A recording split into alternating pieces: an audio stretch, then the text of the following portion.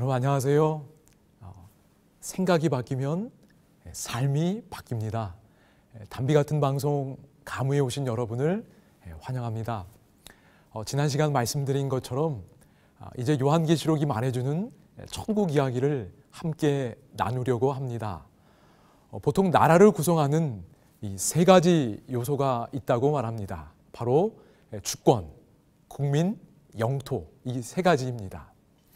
그래서 이 세 가지 구성 요소를 중심으로 세 번에 걸쳐서 요한계시록이 말해주는 하나님 나라, 천국을 살펴보겠습니다. 오늘은 먼저 하나님 나라의 주권에 대해 함께 생각해 보겠습니다. 어느 교양 방송 프로그램에서 이런 질문과 답변이 오고 가는 것을 보게 되었습니다. 주권, 국민, 영토만 있으면 지금이라도 나라를 만들 수 있나요? 그랬더니 강연자로 나오신 분이 너무나 손쉽게 되죠? 라고 대답합니다. 질문했던 분들이 약간은 놀라고 반가워하면서 다시 돼요? 라고 되묻습니다. 그래서 강연자가 보충 설명을 했습니다. 새로운 땅을 발견하고 제일 먼저 그 땅에 도착해서 이 깃발을 꽂고 자신의 이름을 딴 국가를 선포할 수 있다. 그런데 이런 조건이 붙습니다. 만약 누군가가 몽둥이를 들고 침략하면 지킬 수 있냐고 묻습니다. 다소 당황했지만 한 명이니까 물리칠 수 있다고 대답합니다. 그러자 강연자가 다시 묻습니다. 이번엔 100배로 쳐들어와도 지킬 수 있겠느냐. 난감하지요. 그래서 강연자가 나라를 구성하는 이 주권의 개념에 대해 이렇게 설명합니다. 주권이란 외부의 침략으로부터 나라와 국민을 지키고 방어할 수 있는 이 물리적 강제력이다. 그럼 이런 것이 오늘 우리가 사는 이 세상 나라의 주권입니다. 주권이란 한마디로 나라를 지키고 다스릴 수 있는 이 힘입니다. 그리고 이 세상의 나라에서는 그 힘은 곧 물리적 강제력이라는 것입니다. 그렇다면 하나님 나라, 이 천국의 주권은 어떨까요? 하나님은 어떤 힘으로 그분의 나라를 지키고 또 그 백성들을 다스리시는 걸까요? 우리는 여기에 대한 대답을 요한계시록 5장에서 얻을 수 있습니다.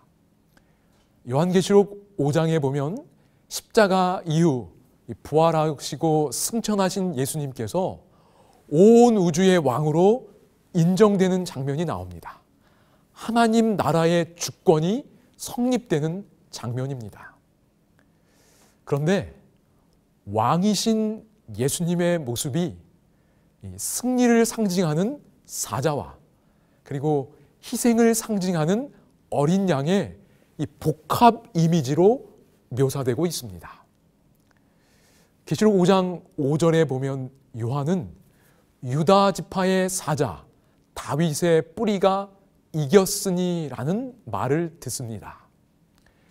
유대 지파의 사자 다윗의 뿌리는 유대 지파의 후손으로 태어나신 예수님을 가리키는 표현인데요. 그 유대 지파의 사자가 이기었다, 승리했다는 말을 듣습니다. 그래서 요한이 눈을 들어서 그 유대 지파의 사자를 보려고 했습니다. 그런데 이어지는 6절에 보면 요한은 기대했던 사자의 모습을 보는 것이 아니라 대신 어린 양의 모습을 보게 됩니다. 6절은 이렇게 말합니다.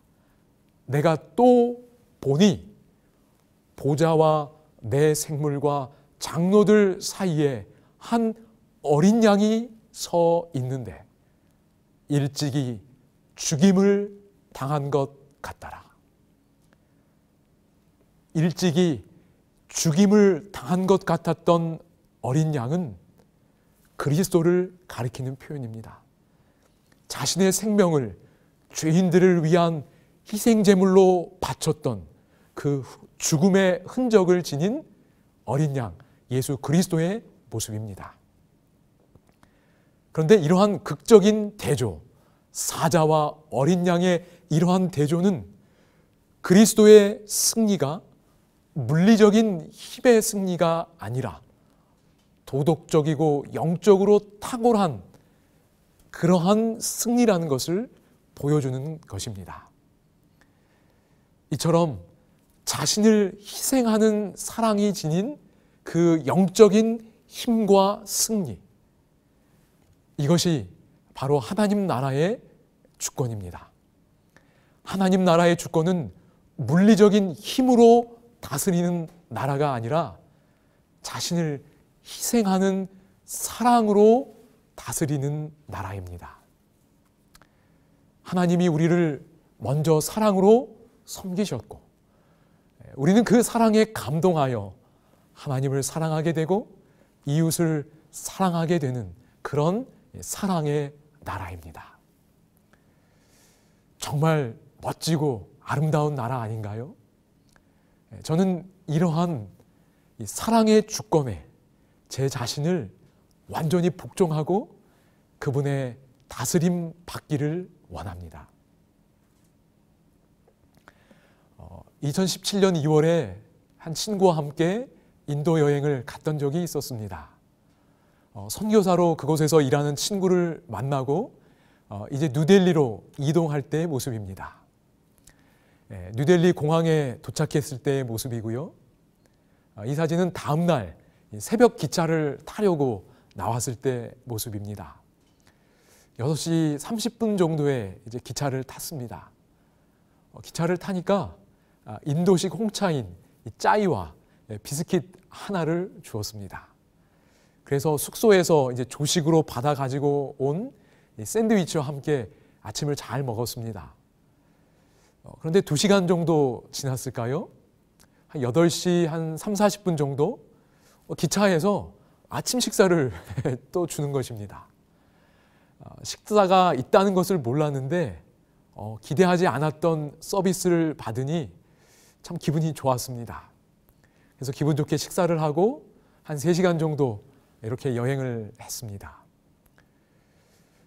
그런데 제가 어떤 장면을 주목하게 되었고 그 장면이 성경에 기록된 예수님의 모습을 연상하게 해주었습니다. 그런데 제 마음에 그게 너무나 감동이 됐는지 제가 자리에서 혼자 조용히 눈물을 흘리기까지 되었습니다. 제가 기차 안에서 어떤 장면을 본 것일까요? 바로 이 장면이었습니다. 그럼 무슨 장면이지요? 이 모든 사람이 다 편하게 앉아 있습니다. 그런데 딱 한 사람, 기차에서 일하시는 한 분이 혼자 서서 이 모든 사람들에게 이 서비스를 제공하는 모습입니다. 제가 이분을 주목해서 보고 있는데 요한복음 13장에 기록된 예수님과 제자들이 나눴던 이 최후의 만찬 장면이 생각이 났습니다. 이스라엘 지역은 먼지가 많기 때문에 보통 식사 전에 그 집의 종이 손님의 발을 이렇게 씻겨 주었다고 합니다. 그런데 이날 만찬 자리에는 발을 씻겨줄 종이 없었습니다. 그래서 제자들 중 누군가는 일어나서 그 일을 해야 했는데 아무도 일어나지 않았습니다. 왜냐하면 아무도 자기를 종의 위치로 낮추는 그런 희생을 하고 싶지 않았기 때문이지요. 예수님께서는 그 긴장된 상황을 조용히 지켜보셨습니다. 그리고는 아무 말 없이 일어나셔서 종이 되셔서 제자들의 발을 씻겨주기 시작하셨습니다. 요한복음 13장 4절, 5절은 이렇게 기록되어 있습니다. 쉬운 말 성경입니다.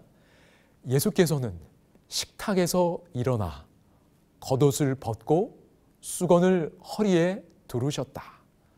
그런 다음 대야에 물을 떠다가 제자들의 발을 씻기고 허리에 둘렀던 수건으로 제자들의 발을 닦아주기 시작하였다.